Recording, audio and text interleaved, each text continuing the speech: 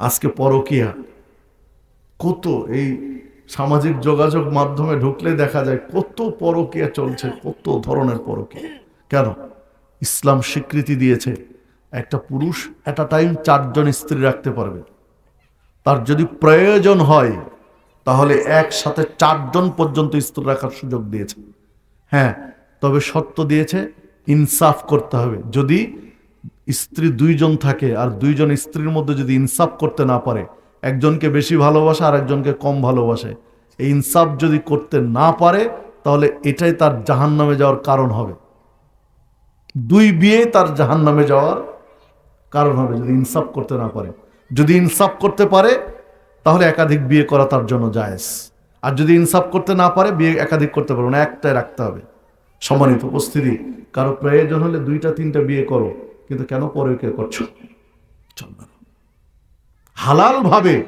হালাল ভাবে তোমাকে একাধিক স্ত্রী রাখার সুযোগ দিয়েছে, কেন তুমি পরকীয়ায় জড়াবে? সম্মানিত উপস্থিতি, এই জন্য পরকীয়ার শাস্তি সবচেয়ে কঠিন। পরকীয়া বা বিয়ের পরে ব্যভিচার, সেটাই তো পরকীয়া। বিয়ের পরে ব্যভিচারের শাস্তি হচ্ছে যে যখন প্রমাণ হয়ে যাবে, যদি নিজেরা স্বীকার করে তাহলে তো কথাই নেই, হাতে নাতে ধরা পড়ে গেল একদম প্রমাণ সহ, তাহলে তো কথাই নেই।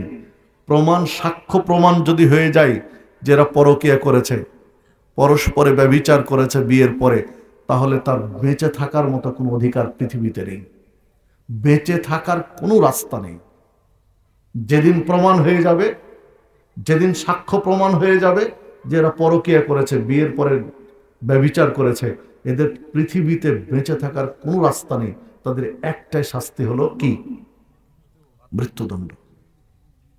একটাই শাস্তি, মৃত্যুদণ্ড, মেরে ফেলে দিতে হবে। কিন্তু মারবে কে? এটা রাষ্ট্র, ব্যক্তি নয়। ব্যক্তি মারতে গেলে তো গৃহযুদ্ধ লেগে যাবে, তাই না? একটা মেয়েকে মারলেন এই পাড়ার, গোটা পাড়া খেপে যাবে, ওর বংশ খেপে যাবে, 2 পাড়ার মধ্যে দ্বন্দ্ব শুরু হবে। এই জন্য ব্যক্তির হাতে এটা দেয়নি, এটা দিয়েছে রাষ্ট্রের হাতে। রাষ্ট্রকে চাপ দেওয়া যাবে, রাষ্ট্রকে বৈধভাবে আদায় করে নেওয়ার চাপ দেওয়া যাবে। সম্মানিত উপস্থিতি, যে কথা বলছিলাম যে দেখুন এত শক্ত সিদ্ধান্ত ইসলাম কেন দিয়েছে? পরকীয়া করে ধরা পড়ে গেছে, পরকীয়া করে প্রমাণ হয়ে গেছে, প্রেসিডেন্ট ফাঁসির আসামিকে ক্ষমা করতে পারে, তাই না? বাংলাদেশের আইনে পারে তো? প্রেসিডেন্ট ফাঁসির আসামিকে ক্ষমা করতে পারে।